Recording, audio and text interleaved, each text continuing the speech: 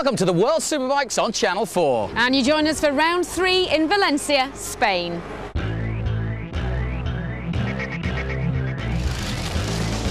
This week in Valencia, the World Superbikes begins its 8-month European tour. Britain's James Townsend is 1 point off the lead and hungry to capture the title he won in 2004.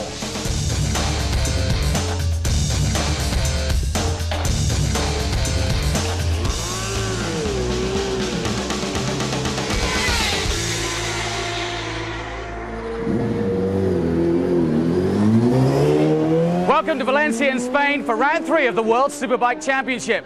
Now, over the next 8 months, we're going to be going on site to every track around the world, and I am going to be taking you closer to the action on track than you've ever been before. And I'm going to be taking you into the garages and behind the scenes to get up close and personal with the stars of the World Superbikes.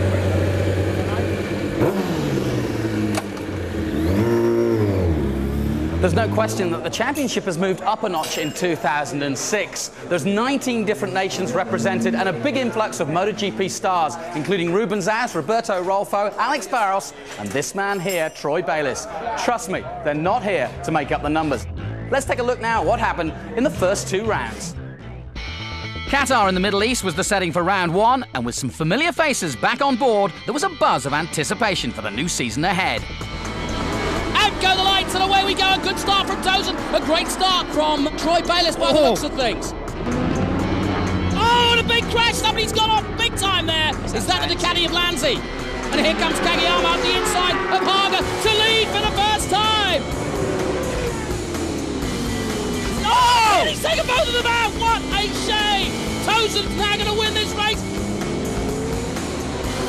Townsend takes the first race win of the year.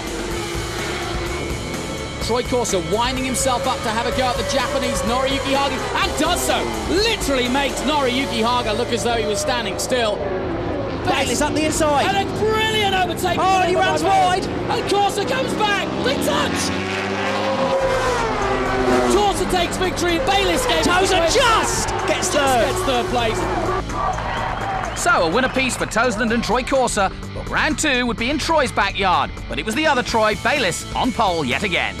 Oh, they're flying past it. Corsa takes a vengeance on the pole man and takes the lead for the first time here at Phillip Island. The whole nation of Australia is willing him on. Come on, Troy Corsa, the man who has totally dominated the island. He made it 2 last year and now makes it 3 in a row. 180 miles per hour they're going at some of these places, and here comes Townsend, even faster than that. Look at that, 3 abreast down the straight past our commentary position. Corsa is out, not hit. That is nasty. Well, somehow he's got up, but he cannot be well. Here he comes. Bayliss takes the lead, and the crowd go wild. He's back and back with a vengeance. Ballistic, the crowd will go for Troy Bayliss. So it's Troy Bayliss who leads the way after just 2 rounds, with Britain's James Townsend trailing him by just 1 point. In 3rd place is Troy Corsa, who can count himself lucky after that horrific crash at Phillip Island. Jonathan Green caught up with him to find out what happened.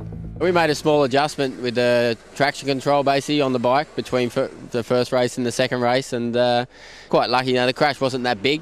It was just a small crash, but as soon as I hit the ground I knew that I was probably going to be in a bit of trouble, because I realised I was going to slide basically in the middle of the track. So when I hit the ground I tried not to spread out. I just tried to stay in the ball as much as possible.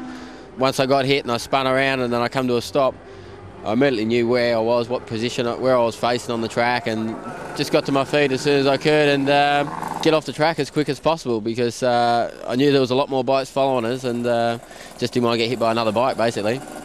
You are the defending champion. Who's going to try to get in your way from taking that title again? I think Bayliss is probably the most strongest every weekend. Every track that we go to, I think Troy's going to be up the top, and I feel that I'll be up near the front as well. So the goal is to stay on the podium in every race this year. So we haven't quite done it, but there's no time to stop now. So no, that's the goal. Podiums every race weekend. But also scoring podiums is Troy Bayliss, and he too believes the title can be his. I've got the experience behind me. I've done it in 2001. I know what needs to be done. So right now I think I've got a great team and a great bike, so the all-round package is there for me to take the title.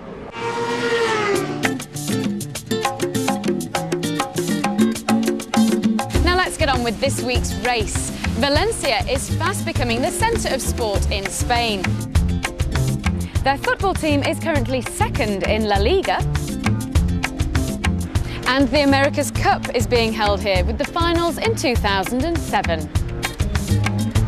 But today is all about World Superbikes. We're here at the Ricardo Tormo circuit, and it looks like the weather may play a big part in this weekend's racing. That's right, the forecast for race day was showers, and on such a tight track, grip could prove to be a major factor. 2004 champion James Toseland took us around the important corners on the Ricardo Tormo circuit. Here we are, Valencia, the first corner. This is the best place to overtake on the track. The rest of the track's really tight and twisty, so coming down the long straight at the start and finish, this is the best opportunity to get past anybody in the race situation. In 2005 I was on Ducati in second gear here, but this year on the Honda Fireblade I'm in third gear. Hopefully a bit faster this year, but as I say, this is the best chance, so there'll be a lot of overtaking in this corner.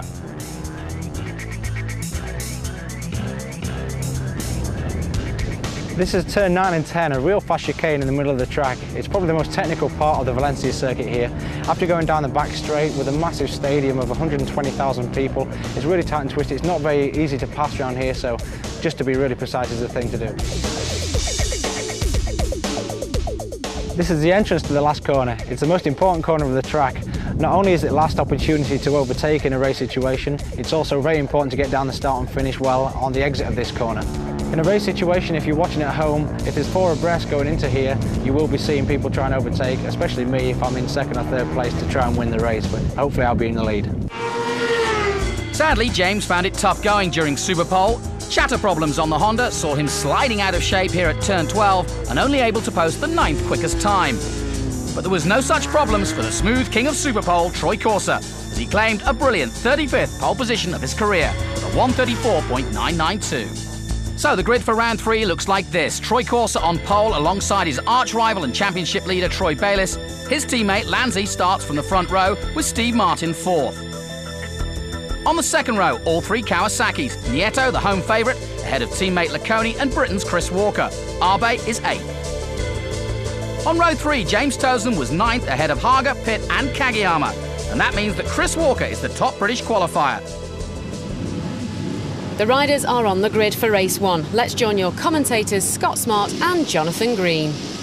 Corser is in pole. He's got his arch-rival Bayliss alongside him. Watch out for Lanzi. He's a good starter, but could Martin possibly take Foggy to his first victory? He's on the front row. This could be their best chance. Huge grid, waiting for it all to form. It's round 3, race 1 of the World Superbikes. We're about to get underway. Corser lines up on the left-hand side of your screen. The first turn is a left-hander. Could Martin squeeze in there up the inside? Away they go. Great start from Bayliss. A superb start from Bayliss. His teammate Lanzi got swallowed up by the pack. Corser got away well, but how well? Will he beat Bayliss? No, into the first corner, but he's trying hard. Everybody cleanly through. There go the 2 Kawasaki's, and the third one, Fonzie's with them. Into the Doohan curve, the second corner and second gear. But it's Bayliss who leads it from Corser. Lanzi slotted into third position by the looks of things. Where's Toseland? He just squeezed past Arbe. Toseland's got a reasonably good start. Poor Steve Martin's relegated to about 9th or 10th place. You just saw he got swept up by the bikes with more horsepower. Here comes Corser, look at that. Corser's done very well in the opening couple of corners. Cold tyres, remember, they've got to be careful at this stage. Into the Nieto corner, and Fonzie Nieto, family, have got a history, of course, fantastic history. Angel Nieto, that's the name of the corner, but it's Fonzie who's out there at the moment. Everybody cleanly through as we head now for the first time into turn 7 and 8. Now this is tricky through here, and you've got to get this right, especially on cold tyres, Scotty. Yeah, very much so. It's quite a physical part of the circuit, this, and you'll see the bikes just chattering a little bit as they turn into the right-hander. But Lanzi, good start, so he's just got to stay calm, because we've seen him get a bit panicky when he's been this close to the front before. It was Martin who got the worst start, as you quite rightly said. He's way down the pack. 10th. That's a terrible start from him.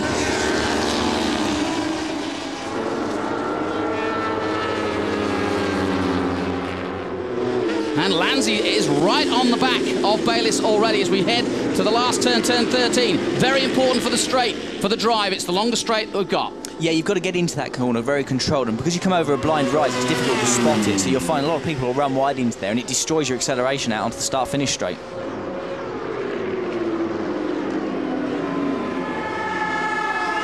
Kageyama's all over the back of Tozen now, a little bit further back from these battles. Nieto's got his own work cut out, he goes wide. Harger says thank you very much.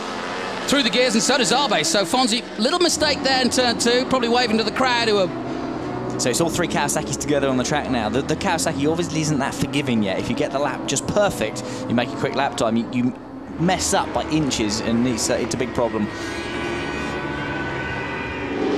There's Laconi, there's Chris Walker. The Stalker very confident this morning, hasn't turned into a race result yet. He's still in 9th position and chasing his teammate. But it's not over yet by any means. Across the line come the leaders, and they are now 9 seconds. They're eking out a second, almost a lap on the rest of the chasing battle, but I think this battle for 3rd place is slowing each other down. Martin has dropped further back. But look, Kageyama's in the shot now. Yeah, he's definitely there. He's Kageyama he did it at 1:36.8, and that is well, it's a few tenths quicker than the men in front.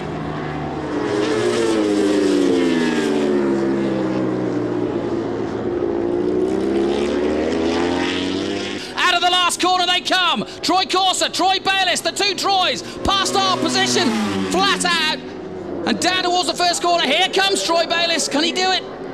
Great late braking by Corser, smooth as you like, and Bayliss will have to wait again. 19 of the 23 laps gone, but it's winding up nicely now. 11 seconds the gap they've got, and there goes the crowd on their feet, and Bayliss takes the lead for the first time. Troy Bayliss on the Ducati ahead of Corser. Now we'll soon find out how quick Bayliss can be. Bayliss, he's been looking at his pit board. He must know he's well over half a second in the lead, and he is still pushing so hard. He did a 36.9 in the last lap. He was 6 tenths quicker than anybody else. Yet he's still trying, like he's actually having to battle for it. I think he's looked over his shoulder. Backing off might be the ideal opportunity here. Although the styling is quite cool. Yeah, I could have said that to you at Donington a few weeks ago. You don't listen when you're winning. And that's exactly what Bayliss is doing. He slides out of turn 12 and down to turn 13. He's got a massive lead of over 2.5 seconds over Corser, if not more. But Ballistic was ballistic in Australia. He's got back-to-back wins. He was topping the times in testing, and he's now done it on race day at Valencia.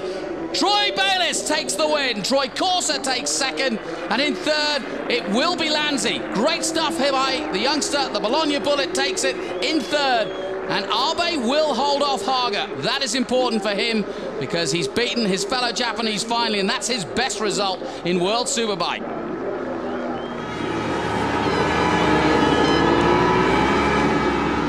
It was a good race. I mean, Troy, I could see we were pulling away from everyone, but the end of the tyre just let me down. Just losing full lean grip, and Troy could just get a little bit off the corner, so not much I could do about it. Just watch him go away. Everything went well. I knew Troy was going to be the man to beat today, and he rode really well. And I was on the limit for the first 15 laps just trying to stay with him, and the tyre that I chose is the hardest one I probably have. So in the end it was, I just waited. Didn't actually wait, hung on, and then it was time for me, and that was it.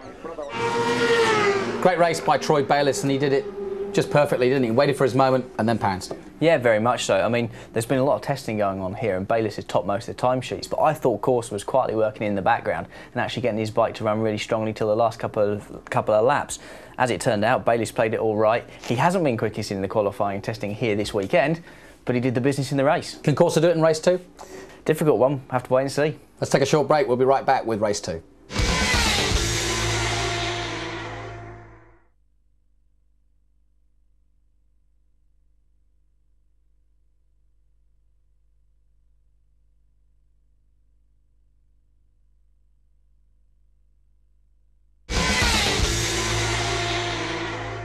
The Valencia race is always a big one for the Spanish. Fonzie Nieto in his 2nd year in World Superbikes, and returning to the championship, Ruben Zaus.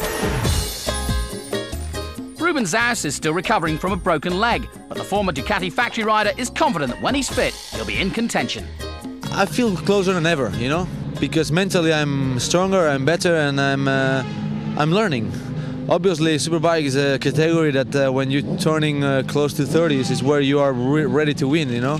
Now I'm feeling more old man with experience, and now I need to push less hard to get there and get good lap times, and it's why I feel more competitive right now, and I feel easier and closer, because even with a broken leg I'm there, so imagine what I can do with a full 100% physical body.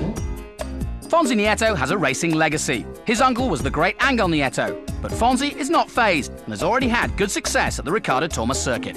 This is a very difficult track, but I'm happy to ride here. I make my first podium in the World Championship here. For that, I'm very happy. I try to do my best on Sunday, and I think we can do a good race. Here we are on the grid for the start of the second race. All the riders line up in the same positions that they started the first race. That's what makes Superpole so important. Looking at the front row of the grid, in fourth position we've got Steve Martin after a stunning Superpole lap on the Foggy Petronas bike. He doesn't have enough power, but he made it work. In third position on the grid is the factory Ducati of Lorenzo Lanzi. His teammate Troy Bayliss is beside him on the grid and the winner of race 1. And beside them, the reigning world champion Troy Corser on the Suzuki. We think the second race is going to be about the Troys once again, so I'm going to get back to the commentary booth and hand you over to Jonathan Green. Precious seconds this before the start. Corser must win this one. He's got to stop Bayliss. Bayliss has won 2 in a row now at Phillip Island and here in race 1 of Valencia. The lights go to red when they go out. We'll be racing at Valencia, and Bayliss gets a flyer. Fantastic start from Bayliss. Lanzi doesn't get away too well. Corser's trying to go with him. Who's going to take the whole shot, Scott Smart? Well, it looks like Bayliss, but Bayliss did the thing where he slammed across the front of Corser, so he gave Corser no room through. In a moment, 2 Kawasaki's coming together. They actually dominated the second row, so it was amazing that hadn't happened in the first race. But it looks like Corser, this looks like Walker's the Kawasaki that's got away, so that was Nieto and Liconi that hit each other. So Bayliss hits the front, but it was this corner that we saw. Oh, and Corser's aggressive, very aggressive That's where indeed. he made the pass in the first race to take the early lead. He's done it again, so Corser takes the lead and Bayliss has to settle once again. It's almost an action replay of the first race, but Corser takes the lead, but a good start from Walker, and Lanzi up the inside of Arbe. And Arbe being pushed out there as they go down the back straight for the first time. Flat out, Corser realising that he's got to go and got to go quickly. He's trying to get away from Bayliss as quickly as he can and build on that lead. Last time Bayliss went with him, and that's why perhaps Corser lost the race. So he realises it's different tactics now, as once again Haga has got away well. And remember, Haga keeps doing this from the third row. Kageyama's got a better start this time. He's away in 9th position and he's hacking his way through quite quickly. So with a better start, it'll be amazing to see what he can do. Top 3 then. Corser, Bayliss, Haga, Lanzi, then Arbe, then Walker. Good start from Chris Walker. Not a good start from Alexander Barros, though. Haga now winding himself up surely to have a go at Bayliss, or will he want to stay there? We know Haga, if he can get past, he will get past, and then he'll try and chase down Troy Corser in the lead. Yeah, and I think that's the way Haga plays it, because if he can sniff a chance of victory, he'll go for it. Across the line comes Corser. The gap now 2.018, a 135.7 by Corser, a 136.09 by Bayliss. So starting to get quite interesting now between these two. Bayliss, to me anyway, in terms of the way the bike's moving around underneath him, doesn't look as comfortable. Somebody's off. Is that Fuertes? Or it's Clementi? Well, the Italian is out. And no, I was right. It was Fuertes. And also Ninelli. So all of them have possibly got, yes, in fact, all of them have gone down. So there you go. 3 down in the same incident there. Let's hope there is no debris or oil or muck on the track, which could cause the leaders to come off as well. Look at Arbe trying to go around the outside at turn 12. Into the Curva a Campos. And out onto the main straight. Down they come. Over 280 kilometres an hour they go. just went down as well. Oh, so what a shame. So I think obviously the injuries that all these guys have sustained have obviously just taken a bit of a toll on them. There is Ruben Zas hobbling away. That is his previous injury. He broke his leg in the winter, but he's coming back to fitness. Oh, that is a big, big off. Fast. Just tucked the front through the chicane switchback, so he looked like he hasn't aggravated any of his injuries, which is, I suppose, a good sign.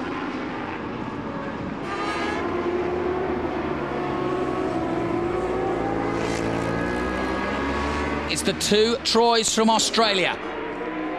Look at them glued together, and here comes Bayliss now. Into turn 8, second gear, holding it tight. Because of the advantage he had from the slipstream, Bayliss got his highest top speed on the start-finish straight then, 285 kilometres an hour. Hard on the brakes again now into this right-hander that seems to go on forever. Wanting to put the power on, but you can't put it on too early, and off goes Craig Jones of Great Britain.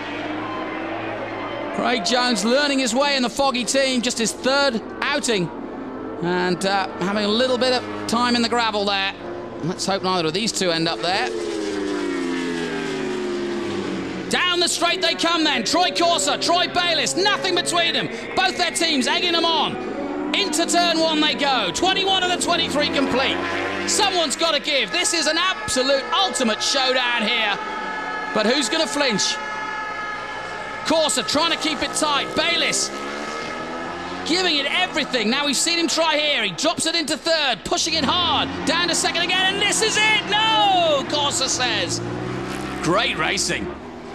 Looking back, Arbe's managed to get past Haga, so Arbe's up to third position, so a podium position for Arbe. And look at this, surely now the slipstream for Bayliss. He pops out, tries to break as late as he possibly can, and does take the lead. Will he run wide though? Oh, and he's really wide, but Corser's looking up the inside now into Doohan. That's it, Bayliss has just managed to keep the advantage, backs it in really heavily, so Corser's normally backing it in there, now Bayliss is doing it. So then Bayliss takes the lead now, with time running out. Corser could be beaten again, but will he make one more attempt to try and get the Aussie where he wants him, which is behind? He's had him there all race long, but finally Bayliss made his move just at the right moment. Now will he do what he did in race 1 and run away? James Tozen having to do everything to hold off Fabrizio and Foro at the moment, but Tozen needs the points if he's going to keep his title hopes alive. Not been an easy weekend for the Yorkshireman. Now this is going to be a lesson in riding wide. Well, he's riding sideways throughout most of the track. Well, it's all going on. Final lap though, Corser going as wide as he possibly dare, but Bayliss is not going to be caught. Oh, or is he? Bayliss makes a big mistake, and now Corser surely might have a chance.